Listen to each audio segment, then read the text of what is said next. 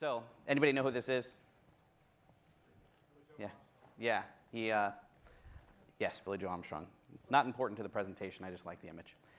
So one of the things that we're going to talk about today is about gaming. How many people here play games? So most of you people are lying. There's 1.2 billion people who play games, on average for about 3 billion hours a week. Almost everybody plays games. Now, your definition of games may be different. It used to be, for some people here, maybe it was back in college or after college or trying to believe that they're still in college playing Call of Duty. We have the last 2 games that we released for Black Ops, which is one of our most popular Call of Duty series, had 100 million people who played the game. So a tremendous number of people that are playing these games. And they're extraordinarily popular with people playing online. They'll play hundreds of hours of the game. And they're also popular on social. People talk a lot about these games. So if you look at the Call of Duty social channels, they're the #1 video game channel on just about every property, and have about 30 million fans, which is pretty good. If you look at the videos, which we produce a lot of videos, have about 500 million views. Now, most brands would say 500 million views is absolutely phenomenal. In fact, it's the vast majority, higher than the vast majority of brands out there. I think it's the #7 brand channel on all of YouTube. We have ads like this with Robert Downey Jr. You may have seen the Kobe Bryant ads, the Soldier and All of Us, really pioneering the idea of taking a live-action interpretation of what's happening in a video game so that more people are able to relate to it. But related to this, or in contrast to this, we also have an absolutely enormous community of people who are creating content about our games. In fact, that 500 million video views of our official content is only about 5% of the total views of what's happening online, people consuming videos about Call of Duty. There are 10 billion video views of Call of Duty content. This video up here was produced by a guy named Ali A. He has 6 million YouTube subscribers, and he creates content about Call of Duty a couple times a day.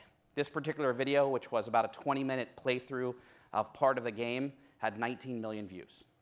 So even our biggest, most official assets that we spend a good amount of money creating beautiful things sometimes can pale in comparison to the amount of views and the amount of engagement that's happening amongst our community. Now, some people would freak out about that. Some people would say, we need to own that. We need to control that. We need to be able to define what he's saying because he's going to take our content and he's actually monetizing it on his own. Big questions that's happening in gaming right now. We take a slightly different stance. And what we look at is even the largest brand channels in the world are tiny compared to the total amount of user-generated videos. Our community is creating and building and commenting on our videos in a way, in these community videos, in a way that we could never engage with. We don't have enough people to support the 100 million people that are playing the game. And so we look at our community in a slightly different way. This was Call of Duty XP. This was an event in 2011 where 7,000 people came to LA, flew to LA to be able to do things like play the next game that was coming out before it was coming out, to relive in real life some of their favorite levels from different Call of Duty games, to listen to Kanye play, to do a lot of different things. But 7,000 people coming to celebrate this game. And what we really look at, and we look at our community, and we say, this is the lifeblood of who we are. These are the people that are really not just our customers, but are defining what the game is itself. And so it's okay to hand over the controller to them. So what I'm going to talk about for the next couple minutes is some examples of how we're doing that and how we're evolving from a more controlled approach to marketing and communications to a more shared approach with what we're doing. And what it really stems from is the idea that at its core, we are not defining what our brand is. We're sharing that definition with our community of people who are creating that content, who are playing the game, who are talking while they're playing the game, who have every interaction and relationship with the game.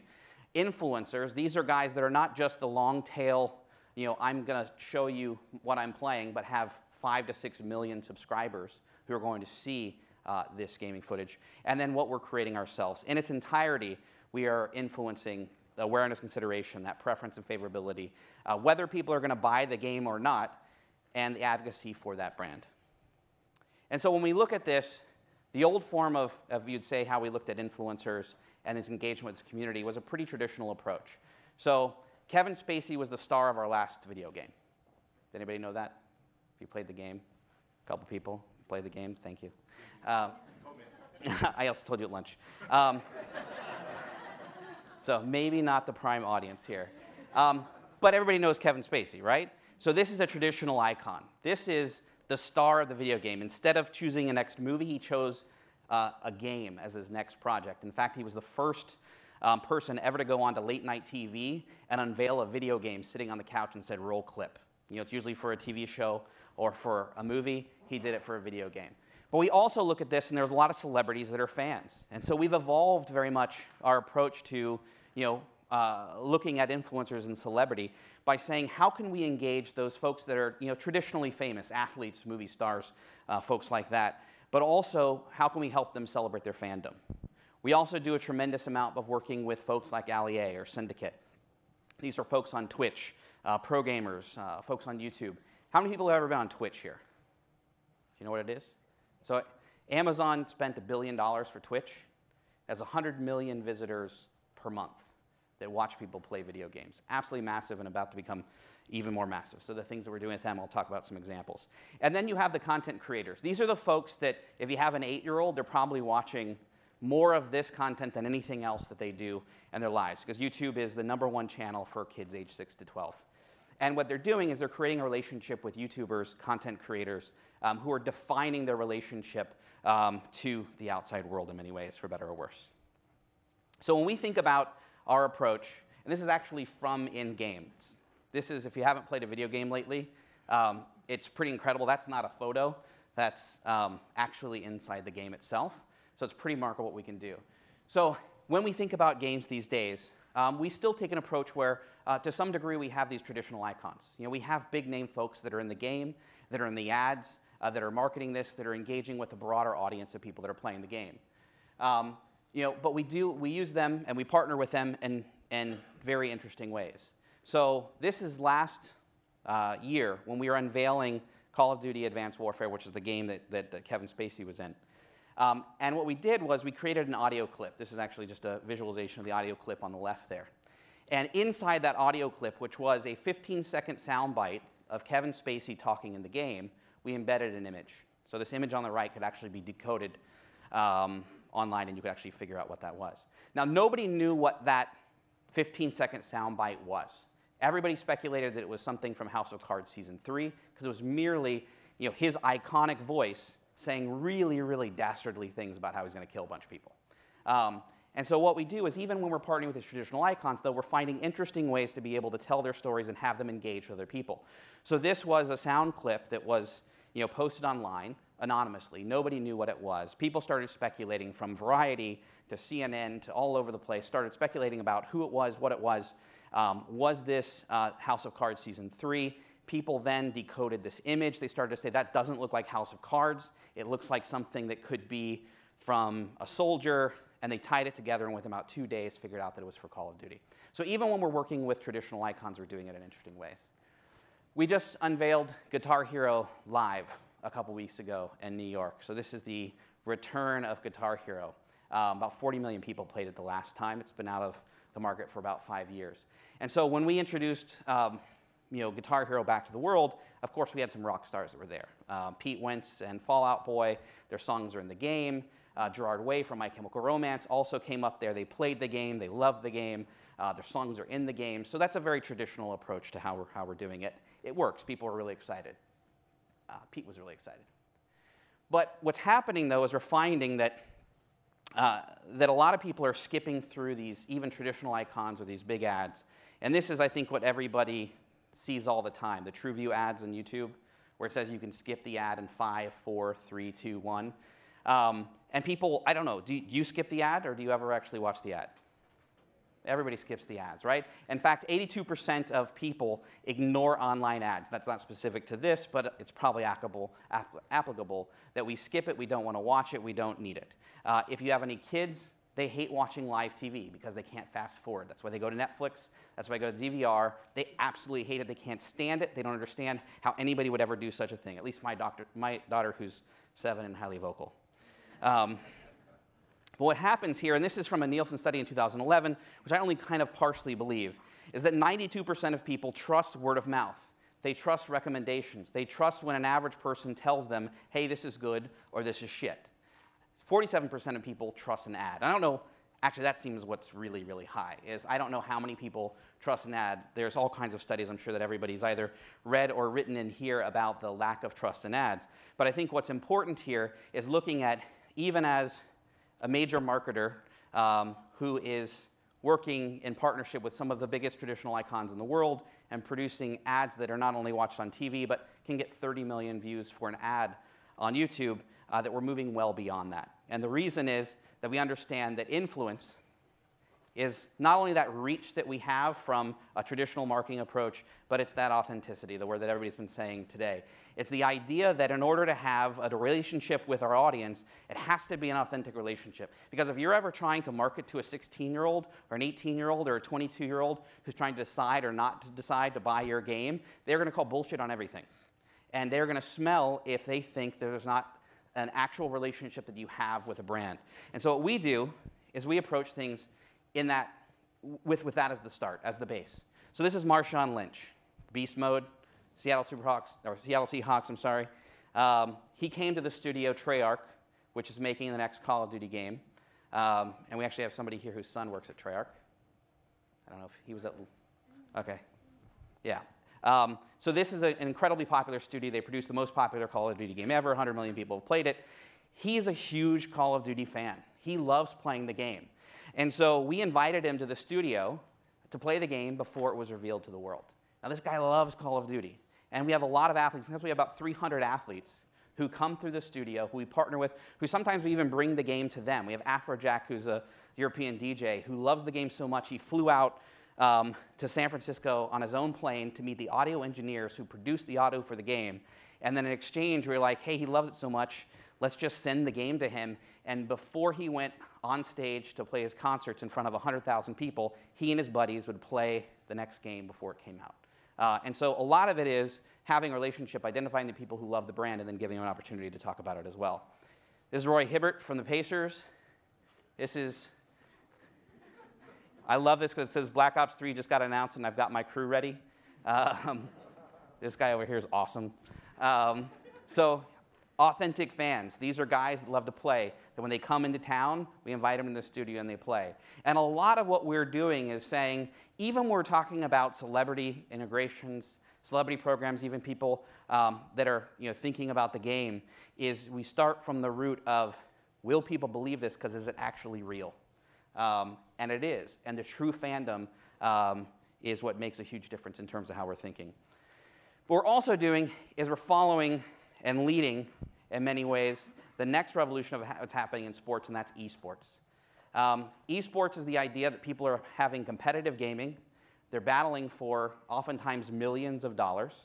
It's being broadcast on TV. It's being watched by millions of people. And these are true stars that are coming in. This is Nadeshot, also known as Matt. Nadeshot is one of the biggest Call of Duty players in the world. He makes more than $1 million a year. This is a front page New York Times profile on Nadeshot and how he has tackled the world of esports and gaming. He actually is semi-retired right now at 23. He's semi-retired for 6 months so he can produce YouTube videos about gaming and not compete. But he competes in all sorts of tournaments, including the Call of Duty Championships. Every March we hold a $1 million tournament where 32 teams from around the world come and compete in LA for $1 million prize. It's watched, it's broadcast across the world. We have 100 media that are there. 2 times more people watched it this year than last year. It's growing and growing and growing. In fact, our sister company, Blizzard, has a game called Heroes of the Storm that's coming out. And about a week and a half ago, they held a tournament called Heroes of the Dorm, which was kind of like a Final Four bracket for NCAA, where colleges competed around the country to see who was the best collegiate team. It was actually broadcast on ESPN2. And there was a huge, interesting divide because some people who were watching ESPN were pretty damn snarky. Like, you couldn't find anything else to put on ESPN besides people playing video games. The other folks, including one commentator, said, I would quit before actually having to do this as my job.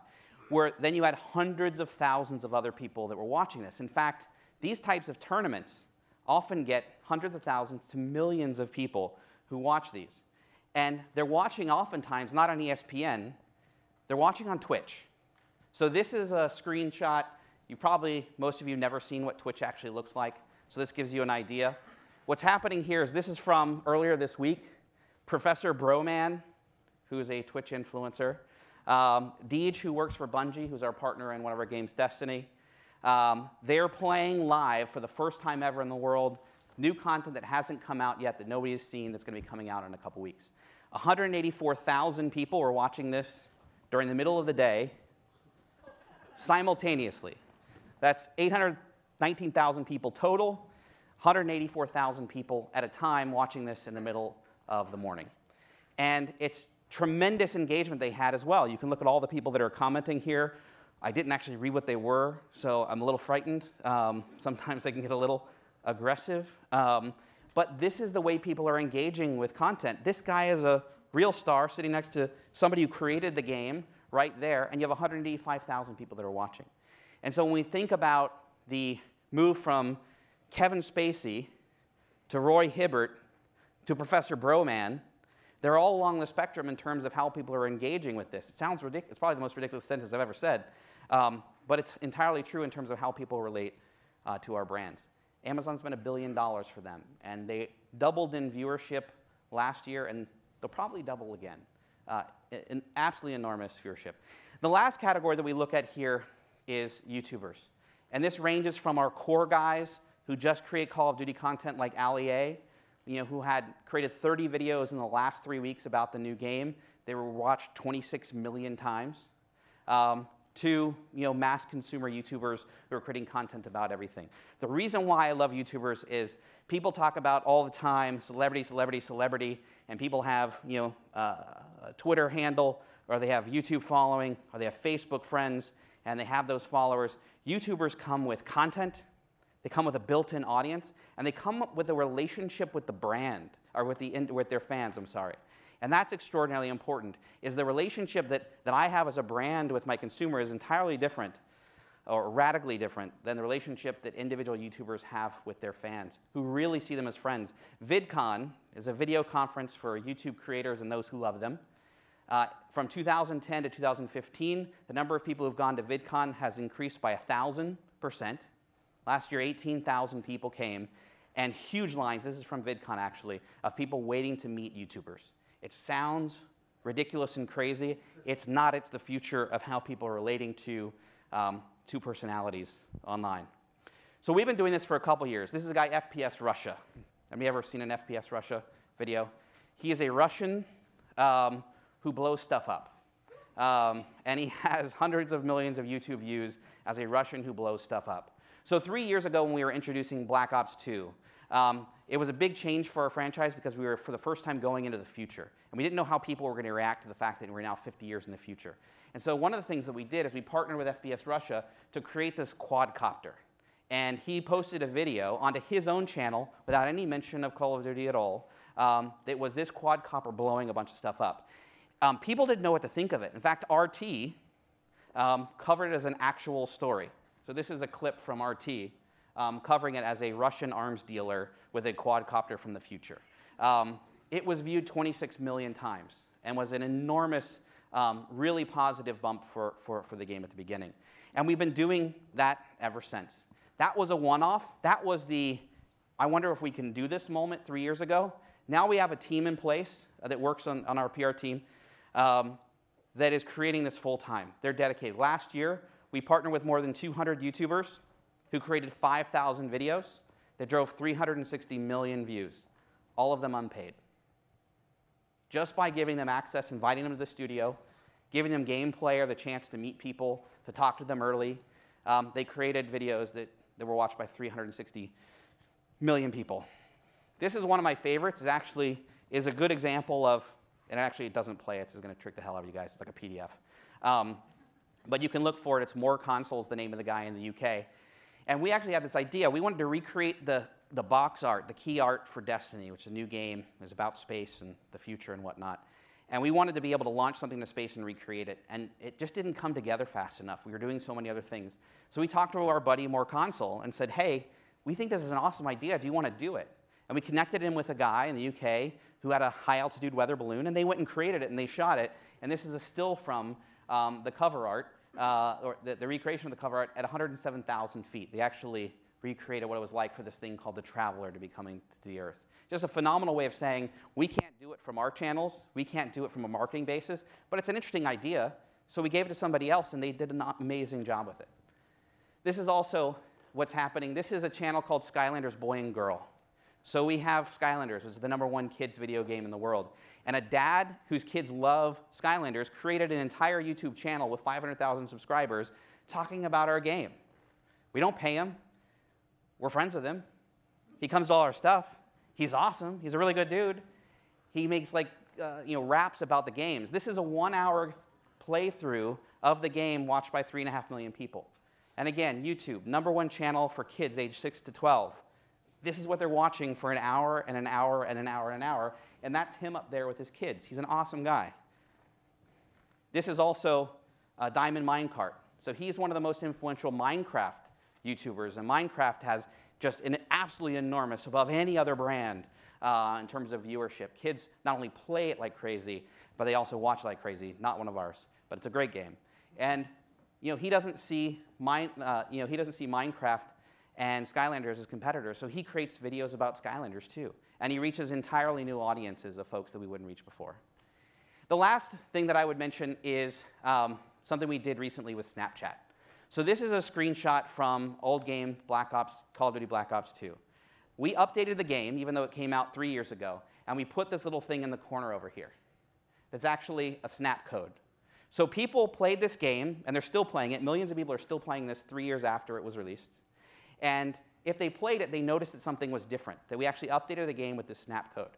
And if they actually took a picture of the snap code, it took them to the Snapchat account for Call of Duty. This is Drifter, one of our YouTube influencers. He caught it, he recorded it, and he posted it, and it went everywhere. To the point where our Snapchat following, which was pretty nascent at the time, was growing at 3 people per second. Absolutely enormous. Unpaid, just a partnership, said, hey, he noticed that there was something cool in the game, and he started to post it. And what it linked to was these videos that were cryptic messages that were teasing out the next game that wasn't announced yet.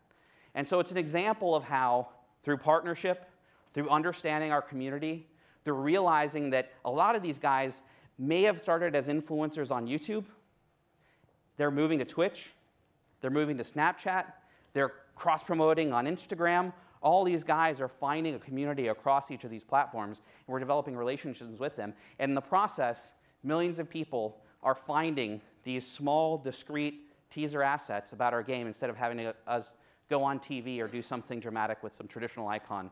We're able to actually get the biggest game in the world relaunched through one of the smallest platforms that we could find. Snapchat's not that small. It has 200 million people now, and it's growing rapidly, but in terms of just a tease within the game itself. So that's a little bit about what we're doing to evolve our approach. To go back to the first image that was there, are you in control enough to let go? We're sharing the stage with our fans, and it's working out really, really well. So I encourage everybody to push. I share a wall with our legal team. Push against that wall. I literally share a wall with them. It works out well, but to push on it and let them share. All right, thank you.